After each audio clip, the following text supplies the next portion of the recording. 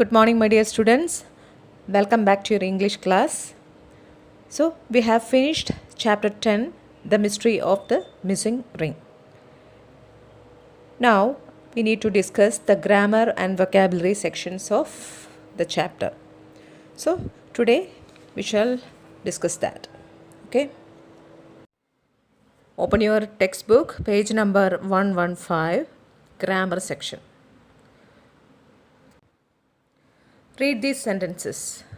The man asked to see some rings. Second sentence, I asked Miss Susskind to fetch Mr. Regnier. Third one, I started to look for the ring. The words in color are two infinitives. We have learned that two infinitives are non-finite verbs. We know that non-finite verbs do not change their form with tense, number and person. So you have seen three types of three sentences, and in those three sentences you can see some words are highlighted. In first sentence, to see, in the second sentence, to fetch, and in the third sentence, to look. The words in color, the highlighted words are two infinitives. ഈ മൂന്ന് സെൻറ്റൻസിലും രണ്ട് words വെച്ച് highlight ചെയ്തിട്ടുണ്ട്. അത് highlighted words infinitives എന്ന് പറയും. To infinitives എന്ന് പറയും. അതായത് to plus verb, to plus V1, to plus verb, അതാണ് ഇൻഫിനിറ്റീവ്സ് എന്ന് പറയുന്നത്.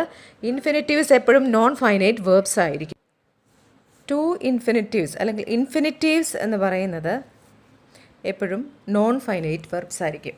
നോൺ ഫൈനൈറ്റ് വെർബ്സിൻ്റെ പ്രത്യേകത it do not change their form with tense, number and person. Non finite verbs ഒരിക്കലും നോൺ ഫൈനൈറ്റ് വെർബ്സിനൊരു ചേഞ്ച് വരുന്നില്ല. അതായത് ടെൻസിനനുസരിച്ചോ നമ്പറിനനുസരിച്ചോ പേഴ്സണിനനുസരിച്ചോ നോൺ ഫൈനൈറ്റ് വെർബ്സിന് ചേഞ്ച് വരുന്നില്ല. അപ്പോൾ ഈ ഇൻഫിനിറ്റീവ്സ് എല്ലാം നോൺ ഫൈനൈറ്റ് വേർബ്സ് ആയിരിക്കും. ഫൈനൈറ്റ് വേർബ്സിന് ചേഞ്ച് വരും with tense, number and person. So we have seen some sentences and we have got an idea about what we are going to see today.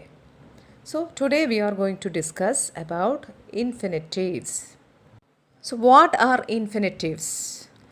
An infinitive take many different grammatical forms. They are used as nouns, adjectives and adverbs. അപ്പോൾ infinitive എന്ന് പറയുന്നത് infinitive പല grammatical ഫോംസിൽ വരാം. അതായത് infinitives nouns ആയിട്ട് വരാം, adjectives ആയിട്ട് വരാം, അല്ലെങ്കിൽ ആഡ്വേർബ്സ് ആയിട്ട് വരാം. Infinitives are formed by taking the word to and adding it to the base form of a verb. അതായത് ഇൻഫിനിറ്റീവ്സ് എന്ന് പറയുന്നത് ഈ ടു ഇൻഫിനിറ്റീവ്സ് എന്ന് പറയുന്നത് by taking the word to, ഈ ടു എന്നുള്ള വേർഡ് വെർബിൻ്റെ, അതായത് വെർബിൻ്റെ V1 ഫോമിനോടുകൂടി ആഡ് ആകുമ്പോൾ വരുന്നതാണ് ടു ഇൻഫിനിറ്റീവ്സ് എന്ന് പറയുന്നത്. Example, to walk, to be, to drink. സിമ്പിളായിട്ട് പറഞ്ഞാൽ ടു ഇൻഫിനിറ്റീവ്സ് എന്ന് പറഞ്ഞാൽ to plus V1 form of the verb.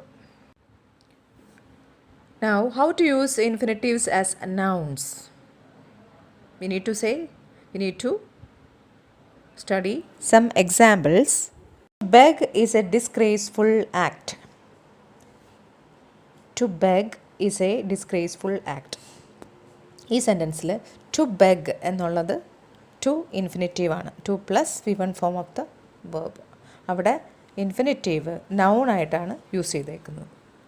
Next, infinitives used as adjectives. Example, infinitives adjective ആയിട്ട് വന്ന് യൂസ് ചെയ്യാം. Example, Yuka wants a pizza to eat. Yuka wants a pizza to eat.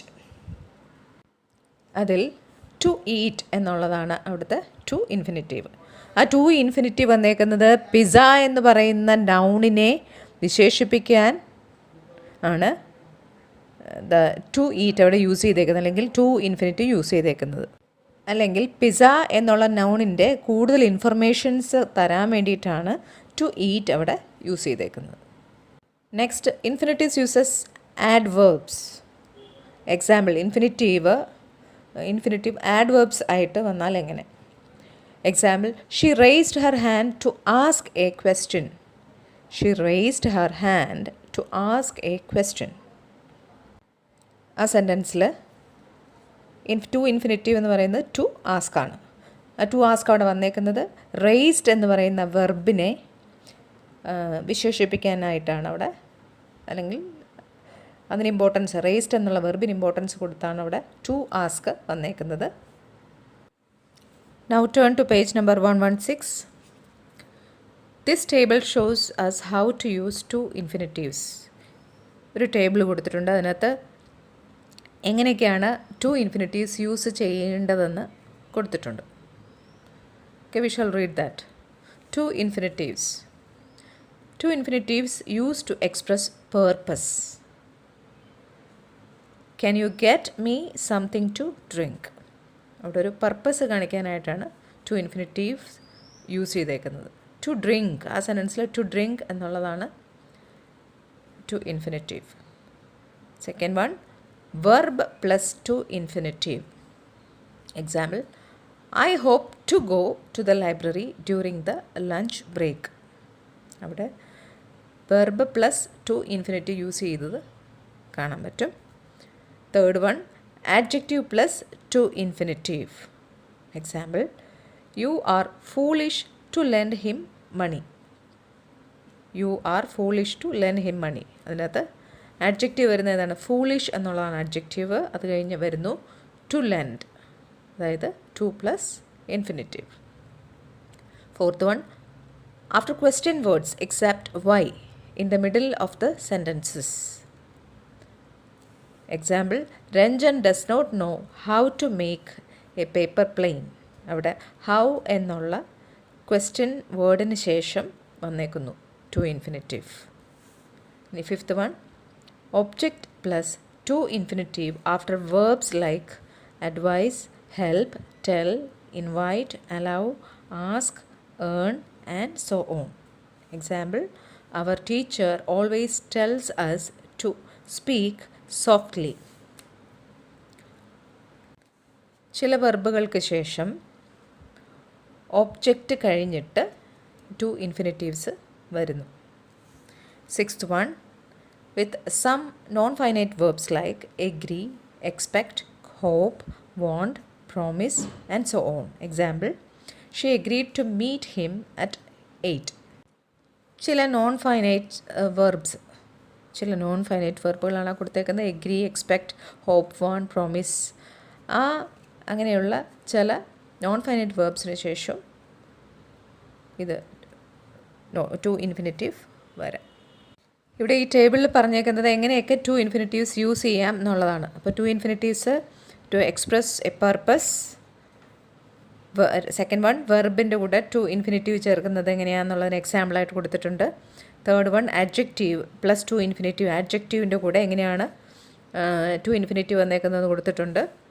Fourth one, question വേർഡ്സിന് ശേഷം എങ്ങനെയാണ് to infinitive വരുന്നതെന്ന് കൊടുത്തിട്ടുണ്ട്. Next, object plus to infinitive after verbs like, ചില വേർബ്സിന് ശേഷം ഒബ്ജക്റ്റ് കഴിഞ്ഞിട്ട് ടു ഇൻഫിനിറ്റീവ് വരുന്നതിന് എക്സാമ്പിൾ കൊടുത്തു. Sixth one, with some non finite verbs like agree, expect, hope, want, promise, അതിനുശേഷം എങ്ങനെയാണ് ടു ഇൻഫിനിറ്റീവ് വന്നിരിക്കുന്നതെന്ന് കണ്ടു. Next, this table shows how to use infinitives without to. Infinitives without to ഇല്ലാതെ എങ്ങനെയാണ് infinitives use ചെയ്തേക്കുന്നത് എന്നുള്ളതിന് കുറച്ച് എക്സാമ്പിൾസ് ആണ്, ഏതൊക്കെ വേർഡ്സാണ് ഇനി യൂസ് ചെയ്യേണ്ടതെന്നുള്ളതാണ് നെക്സ്റ്റ് ടേബിളിലുള്ളത്. First one, after modal auxiliaries can, could, may, might, shall, should and so on. ഇതെല്ലാം ഓക്സിലറീസ് ആണ്, നമുക്കറിയാം. can, could, may, might, shall, should and so on. Example, he cannot dance. അവിടെ വന്നിട്ടുണ്ട് ക്യാൻ വിത്തൗട്ട് ടു. അപ്പോൾ modal auxiliaries ഏതൊക്കെയാണ്? Can, could, may, might, shall, should. ഇനി second one, after, to, does and did in questions and negatives. Example, do they speak Hindi. Third one, after, see, heard, watch, let, notice, need, feel, make and so on. Example, I heard the door creak open. ഇതെല്ലാം ഈ words എല്ലാം ഈ മൂന്ന് സെക്ഷനും infinitives to ഇല്ലാതെയുള്ള infinitives ആയിട്ട് use ചെയ്തേക്കുന്നത് എങ്ങനെയാണെന്നാണ് കണ്ടത്. Now we are going to see the exercises. Section A. Complete these sentences with the infinitive forms of the verbs in the box. ഓരോ സെൻറ്റൻസും കംപ്ലീറ്റ് ചെയ്യുക with infinitive forms of the verbs. ബോക്സിൽ കൊടുത്തിരിക്കുന്ന വെർബിൻ്റെ infinitive forms വെച്ച് ഓരോ സെൻറ്റൻസും complete ചെയ്യുക. First one is already done for you. Sandhya is learning to walk on her own. അതിൽ ടു വാക്ക് എന്നതിൻ്റെ കൂടെ ടു ചേർത്ത് ടു ഇൻഫിനിറ്റീവായിട്ട് ഫില്ലാക്കിയിരിക്കുകയാണ്. Second one, will you manage dash this heavy box by yourself? Answer, will you manage to lift this heavy box by yourself? Third one, Abhilasha likes dash English films. Abhilasha likes to watch English films. Fourth one, Sumodh does not want dash you for help. Sumodh does not want to ask you for help. Fifth one, Kamala does not know how dash a car. Kamala does not know how to drive a car. Sixth one, can we go to a vegetarian hotel dash lunch? Answer, can we go to a vegetarian hotel to have lunch? Seventh one, the new tenants refused dash the flat. The new tenants refused to vacate the flat. Eighth one, our neighbor always asks me dash her letters. Our neighbor always asks me to post her letters. Now section B, rewrite these sentences using the words in brackets. Use the infinitive forms of the verbs in color. സെൻറ്റൻസിനെ rewrite ചെയ്യണം. അതായത് words ബ്രാക്കറ്റിൽ കൊടുത്തിരിക്കുന്ന words use ചെയ്ത് സെൻറ്റൻസിനെ rewrite ചെയ്യണം. അതിൽ use infinitive forms of the verbs in colour. ആ കളറിൽ കൊടുത്തിരിക്കുന്ന വെർബിൻ്റെ ഇൻഫിനിറ്റീവ് ഫോംസ് യൂസ് ചെയ്യണം. So first one is already done for U. You may leave early if you like, said the teacher to Vidya. The teacher allowed Vidya to leave early. Now, the second one, Mr. Kapoor said, Priya, please water my plants while I am away. അവിടെ water ആണ് വെർബായിട്ട് വന്നേക്കുന്നത്. ബ്രാക്കറ്റിൽ request കൊടുത്തിട്ടുണ്ട്. അപ്പോൾ നമ്മൾ അതിനെ change ചെയ്താൽ ഇങ്ങനെ വരും. Mister Kapoor requested Priya to water. വാട്ടറിൻ്റെ മുമ്പായിട്ട് ടു ചേർക്കണം. വെർബിൻ്റെ മുമ്പ് ടു ചേർക്കുന്നു. To water his plants while he was away. I repeat, mister Kapoor requested Priya to water his plants while he was away. Third one, do not run across the street, the officer told us. ബ്രാക്കറ്റിൽ കൊടുത്തിരിക്കുന്ന word warn ആണ്. അതിൽ highlight ചെയ്തിരിക്കുന്ന verb run ആണ്. അപ്പോൾ അതിൻ്റെ answer ഇങ്ങനെ വരും. The officer want us not to run across the street. Repeat, the officer want us not to run across the street. Fourth one, Ashwini, you should tell your parents the truth, said Kanan. ബ്രാക്കറ്റിൽ കൊടുത്തിരിക്കുന്ന word advice, സെൻറ്റൻസിൽ കൊടുത്തിരിക്കുന്ന verb tell. Answer ഇങ്ങനെ വരും: Kanan advised Ashwini to tell her parents the truth. Kanan advised Ashwini to tell her parents the truth. Fifth one, what should I study for the exams? Deep asked Arnab. Bracket does not know. അതിൽ verb study. Answer ഇങ്ങനെ വരും: Deep told Arnab that he does not know what to study for the exams. Deep told Arnab that he does not know what to study for the exams. Now the last one. Submit your books before you go home, said Miss Halim to her students. Practical word remind ആണ്. Submit എന്നുള്ള വേർഡാണ് verb. So അതിങ്ങനെ change ആകുമ്പോൾ ഇങ്ങനെ വരും: mister Halim reminded Har students to submit their books before they went home.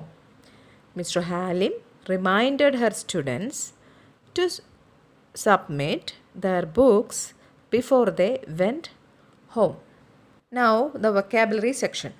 Read these sentences. He picked up 2 or 3 rings.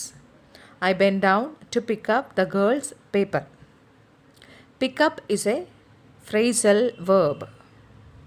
ആ രണ്ട് സെൻറ്റൻസിലും ഫസ്റ്റ് സെൻറ്റൻസിൽ പിക്ഡപ്പും സെക്കൻഡ് സെൻറ്റൻസിൽ പിക്കപ്പും ഹൈലൈറ്റ് ചെയ്തിട്ടുണ്ട് റെഡിൽ, അല്ലേ? അതൊരു ഫ്രേസൽ വെർബാണ്. In these sentences it means, ഈ രണ്ട് സെൻറ്റൻസിലും ഇറ്റ് മീൻസ് പിക്കപ്പ് എന്നുള്ളത് ടു ലിഫ്റ്റ് സംതിങ് എന്നുള്ള, എടുക്കുക എന്നുള്ളൊരു മീനിങ് ആണ് വന്നേക്കുന്നത്. The same phrasal verb means something else in different situations. പല സിറ്റുവേഷൻസിലും അത് ആ വേർഡ് ഡിഫറെൻ്റ് ആയിട്ട് അതിൻ്റെ അർത്ഥത്തിന് വ്യത്യാസം വരാം.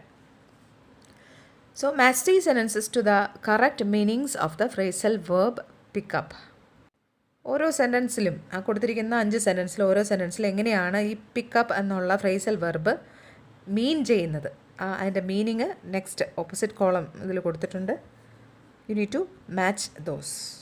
Okay, the first one is already done for you. The sale of greeting cards usually picks up during festival.